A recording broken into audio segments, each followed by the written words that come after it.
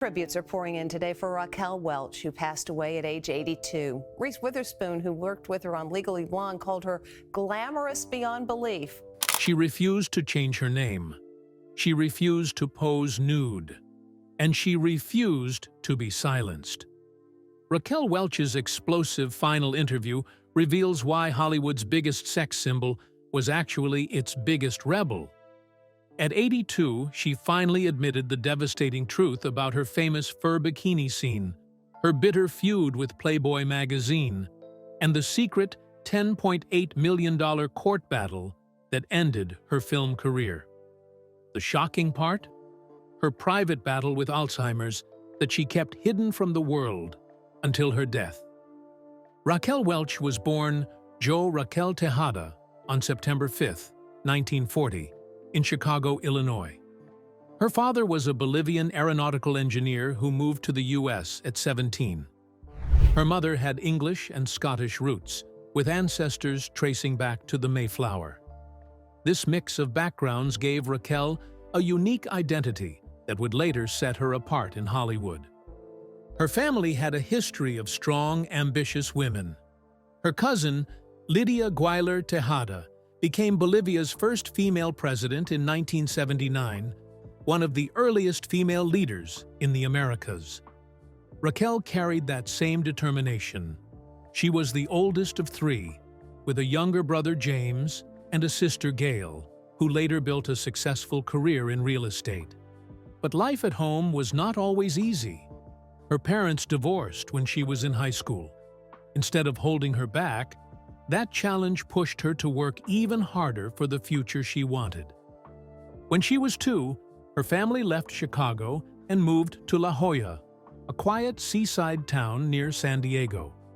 She grew up in a Presbyterian household where Sundays were for church and family time. That sense of discipline shaped the way she approached life. From a young age, Raquel was drawn to performing.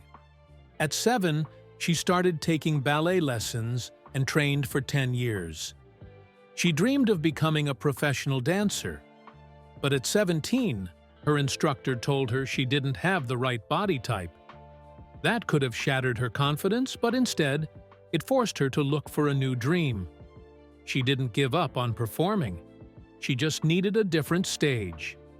At La Jolla High School, she stood out in every way.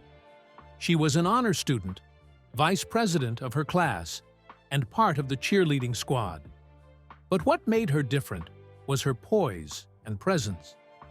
People noticed her wherever she went. That natural confidence led her to beauty pageants. At just 14, she won Miss Photogenic and Miss Contour. These early wins gave her more than trophies. They gave her experience in front of an audience and the belief that she belonged in the spotlight. She kept competing and winning.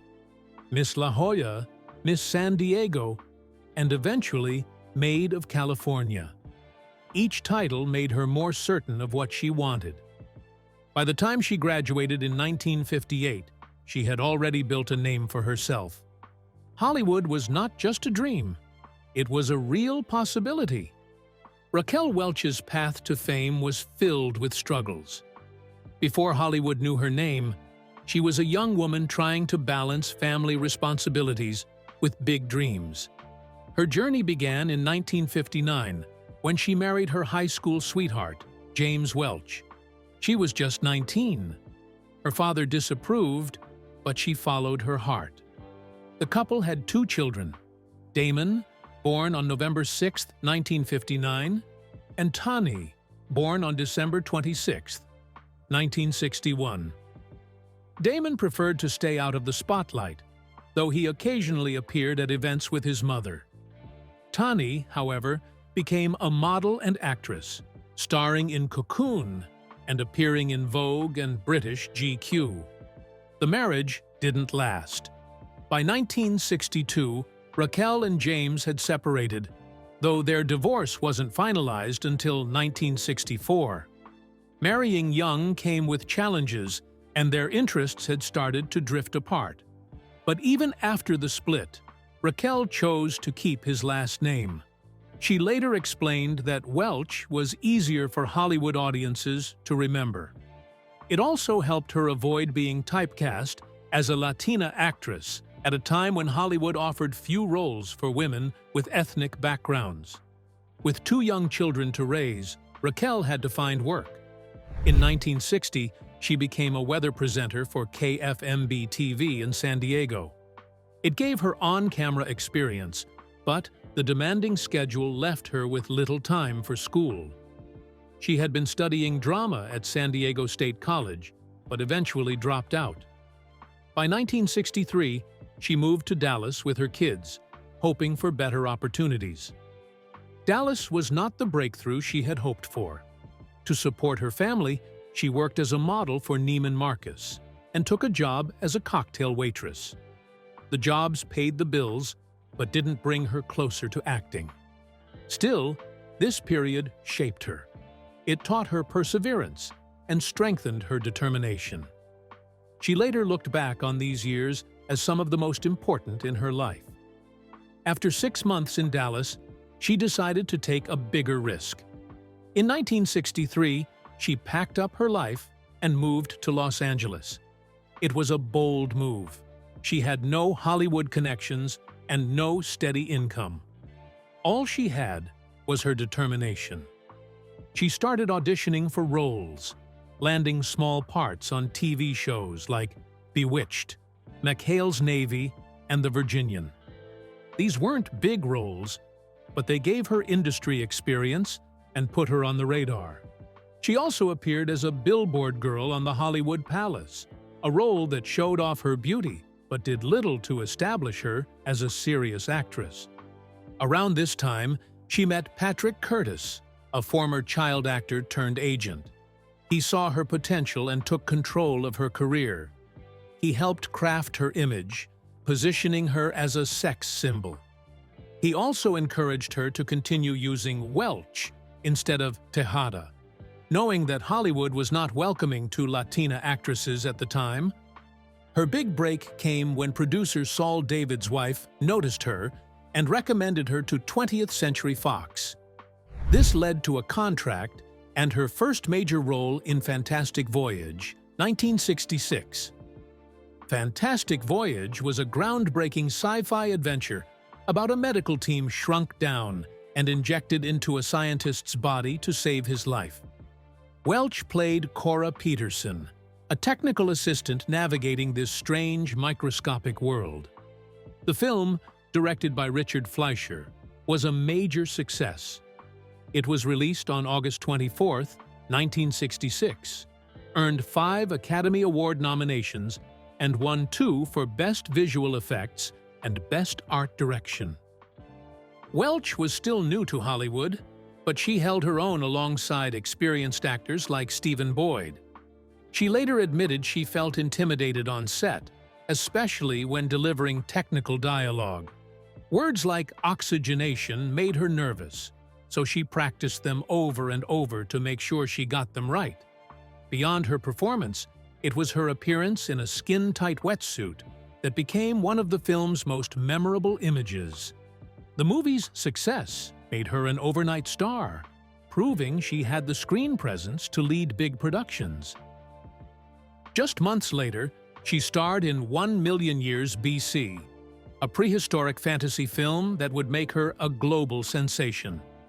The movie, produced by Hammer Films, was set in a world of giant dinosaurs and rival tribes.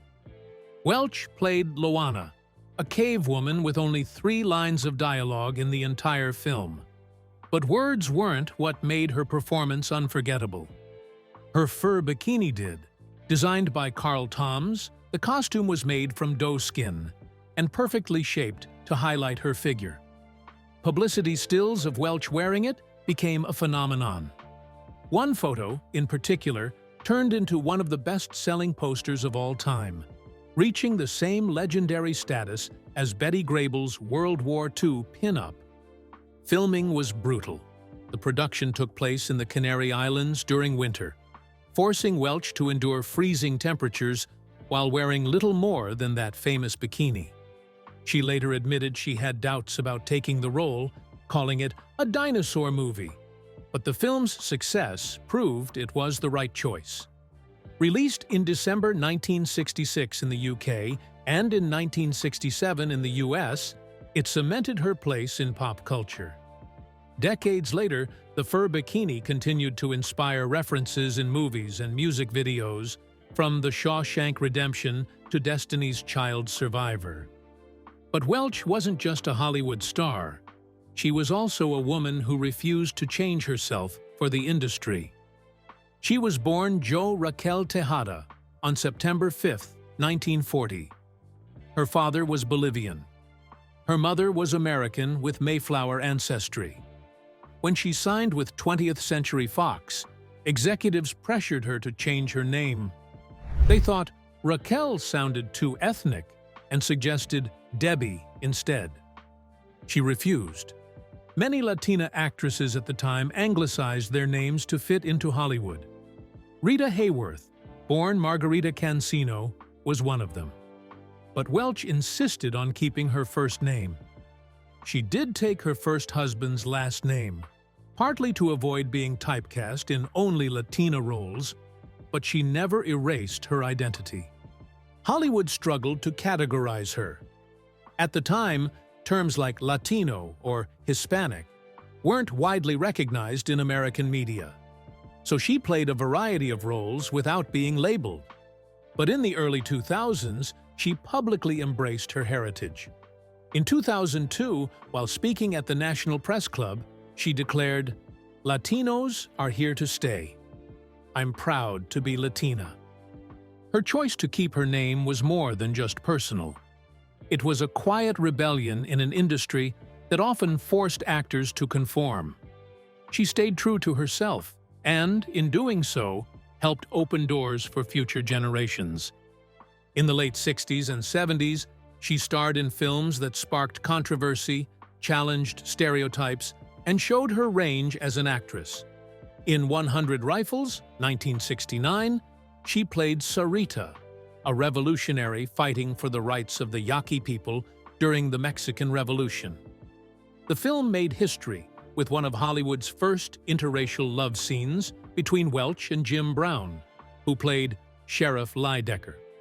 This was a bold move for its time. Just 2 years earlier, the Supreme Court had legalized interracial marriage across the U.S. Many audiences weren't ready to see a white woman and a black man in a romantic scene.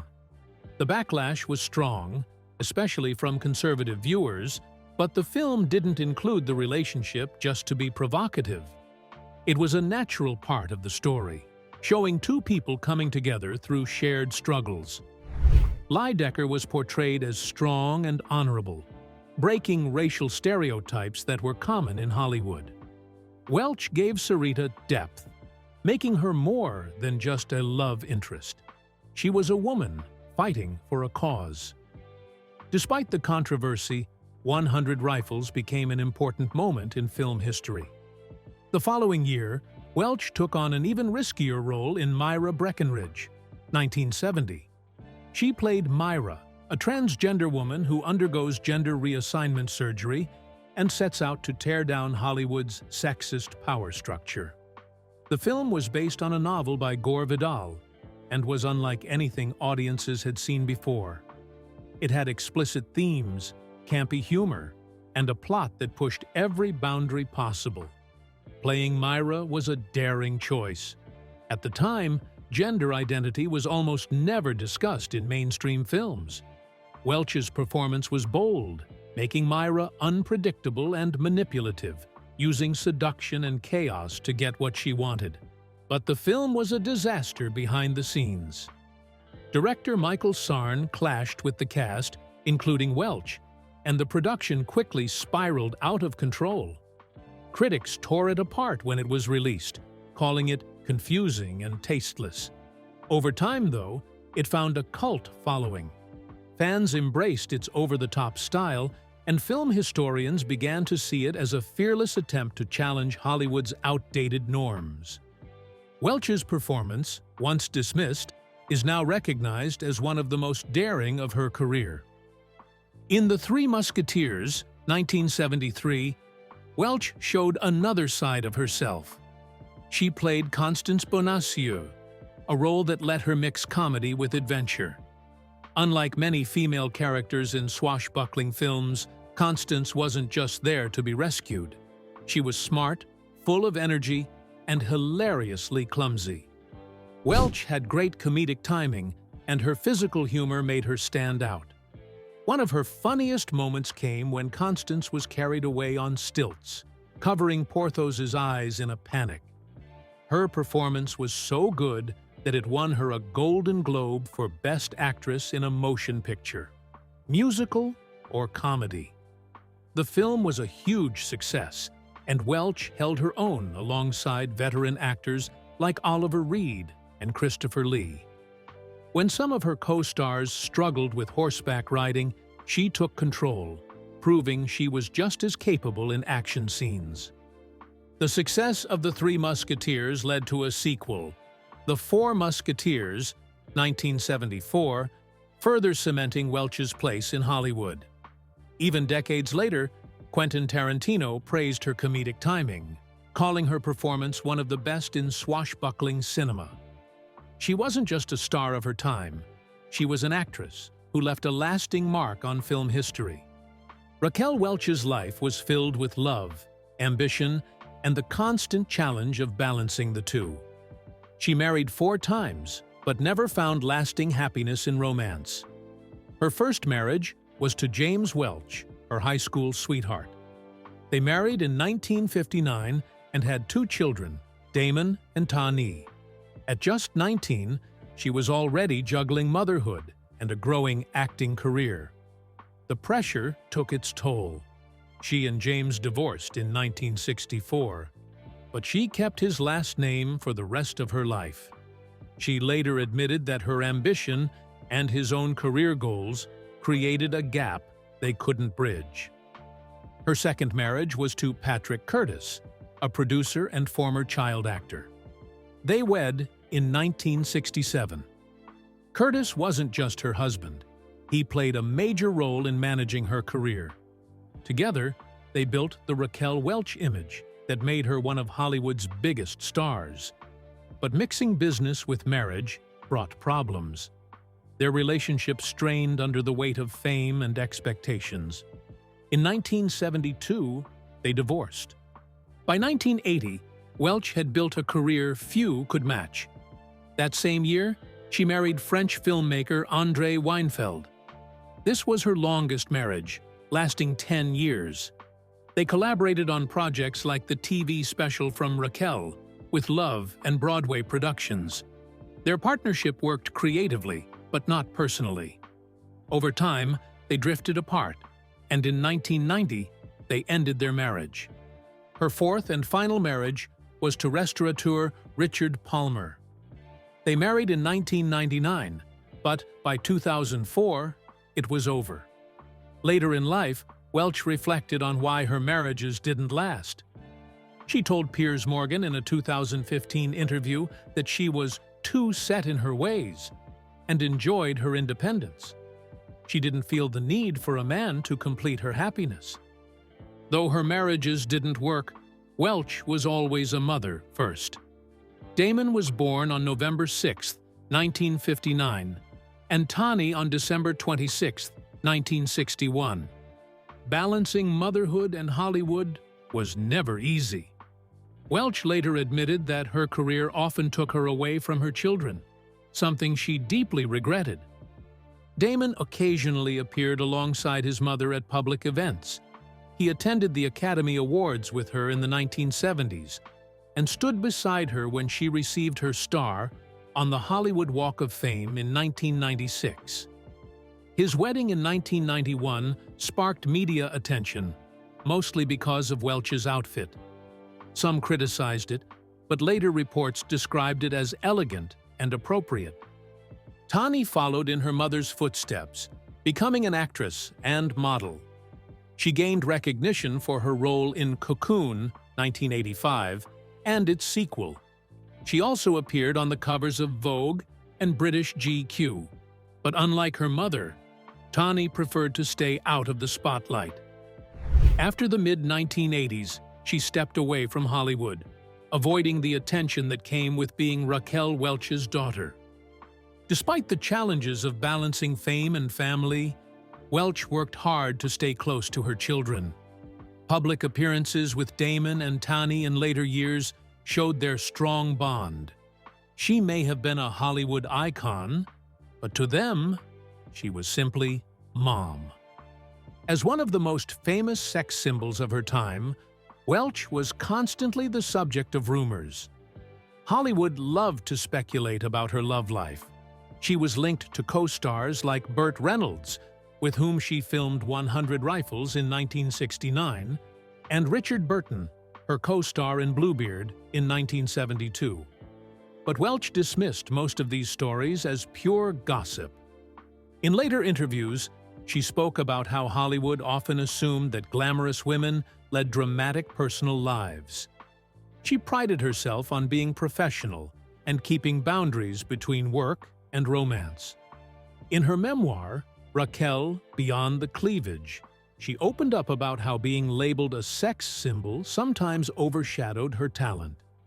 The image of Raquel Welch often took on a life of its own, one that didn't always reflect the woman behind it. Raquel Welch was one of Hollywood's biggest sex symbols, but she refused to conform. No matter how much pressure she faced, she never posed nude. Studio executives pushed her, and magazines like Playboy offered her huge deals, but she always said no. Her decision wasn't about publicity. It was personal. She often said her father's influence shaped her values. "I am my father's daughter, and that's just not the way you behave." That belief stayed with her throughout her career, setting her apart at a time when actresses were expected to follow the industry's rules. Hugh Hefner wouldn't take no for an answer. He pursued Welch for years, offering more money and hoping she would finally give in. In 1979, she agreed to appear in Playboy, but only on her terms. She posed in a high-cut red swimsuit, refusing to take anything off. Hefner was frustrated. He called the shoot boring, but he still had to pay her the full amount they had agreed on. This wasn't just about one photo shoot. It was about control. Welch knew her worth, and she refused to let Hollywood define her. In 1969, Welch took on a bold new role in 100 Rifles, a Western set during the Mexican Revolution. The film made headlines for its interracial love scene between Welch and Jim Brown, a former NFL star who had transitioned into acting. It was one of the first of its kind in Hollywood, but behind the scenes, things weren't so smooth. Burt Reynolds, who also starred in the film, later called Welch and Brown's relationship on set volatile. Brown admitted he kept his distance from Welch out of respect for her husband, but she didn't seem to trust his intentions. That tension created an uneasy atmosphere, and they clashed throughout filming. The extreme heat in Spain made things even worse. Temperatures reached 110 degrees, and tempers flared. Burt Reynolds often found himself trying to keep the peace. Welch later said she felt uncomfortable around Brown. She described him as very forceful, while she saw herself as feisty. Their differences made filming difficult, especially when it came to their love scenes. Director Tom Grease didn't help. He insisted on shooting the intimate moments early in production before the actors had time to build trust. The result was a tense working environment, but ironically, that tension helped sell the movie. An interracial romance on screen was still considered controversial, and the media couldn't stop talking about it. Despite the challenges, Welch didn't let anything stop her. She did her own stunts, handled the physically demanding role, and proved she was more than just a pretty face. The film pushed boundaries, but it also reinforced her reputation as someone who wouldn't back down, on screen or off. By the 1980s, Welch had built a career on her own terms, but that didn't protect her from Hollywood's darker side. In 1981, she was fired from Cannery Row just 7 days into filming. The studio replaced her with Deborah Winger, who was 15 years younger. MGM claimed Welch had caused delays by insisting on doing her makeup at home. She wasn't about to let that go. She sued MGM for breach of contract, slander, and conspiracy. She argued that the studio had used her name to secure funding for the film before replacing her with a younger, cheaper actress. It was a brutal legal battle, but in 1986, she won. A jury awarded her $10.8 million, a landmark victory against Hollywood's ageism and sexism. But winning the lawsuit came with consequences. Studios now saw her as a troublemaker. Welch later admitted that after the case, her career in major Hollywood productions was over. "My movie career came to a screeching halt," she said. "Once they think you've breached your contract, who wants you?" The case also exposed Hollywood's ugly side. Former MGM chief David Begelman was held personally responsible for defamation after making false claims about Welch in Rolling Stone. His downfall showed how powerful executives could destroy an actress's career if she challenged them. By the 1980s, Raquel Welch's career was not what it once had been.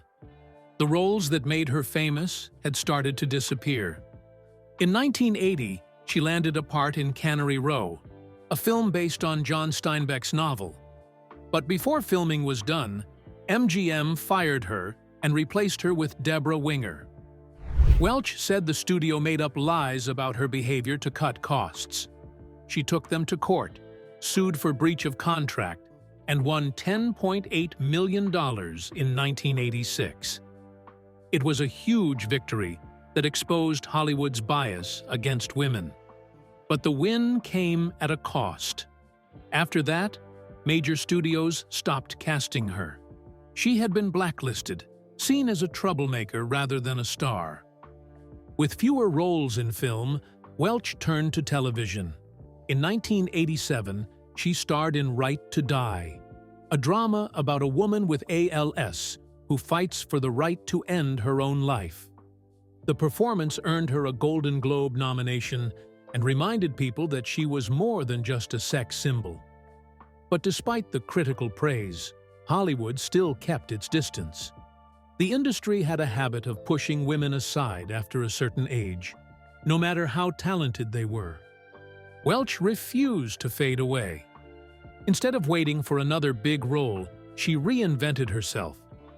In 1984, she launched the Raquel Welch Total Beauty and Fitness Program, a mix of workout videos and a book filled with yoga routines, diet tips, and beauty advice. It became a massive hit during the fitness craze of the 1980s. But her biggest success came later. She created a luxury wig line under the brand Wear. The wigs became bestsellers, known for their quality and style. She also tried her hand at skincare and jewelry, though those ventures didn't reach the same heights. By the 2000s, she wasn't just an actress. She was a businesswoman with a brand that kept her in the public eye. Even with her focus on business, Welch still made time for Hollywood. In 1997, she guest-starred on Seinfeld, playing an exaggerated version of herself. She refused to swing her arms while walking, clashed with Kramer and Elaine, and gave audiences a hilarious self-parody. The role introduced her to a younger generation who might not have known her early work. She also appeared in TV shows like Spin City and 8 Simple Rules, proving she had a knack for comedy. In the 2000s, Welch took smaller film roles but still made an impact. In Legally Blonde, 2001, she played Mrs. Wyndham Vandermark, a wealthy widow tied to the film's courtroom drama. The movie became a box office hit, grossing $142 million worldwide. Welch's last major role came in the TV series Date My Dad, 2017, where she played the sharp-tongued mother-in-law of the lead character. That same year, she appeared in How to Be a Latin Lover, a comedy starring Eugenio Derbez and Salma Hayek. Even in her later years, Welch brought style and humor to the screen. Her status as a Hollywood icon never faded. Her fur bikini from 1 million years BC remained one of the most famous costumes in movie history. She knew how to embrace her own legend, appearing in cameo roles that celebrated her status. In her final years, Welch faced a battle she never shared with the public. She was diagnosed with Alzheimer's disease, but chose to keep her condition private. On February 15, 2023, she passed away at age 82 after a brief illness. Her legacy was more than just beauty and fame. She had fought for her career, reinvented herself when the industry shut her out, and built a brand that lasted for decades. Raquel Welch was more than a movie star. She was a survivor,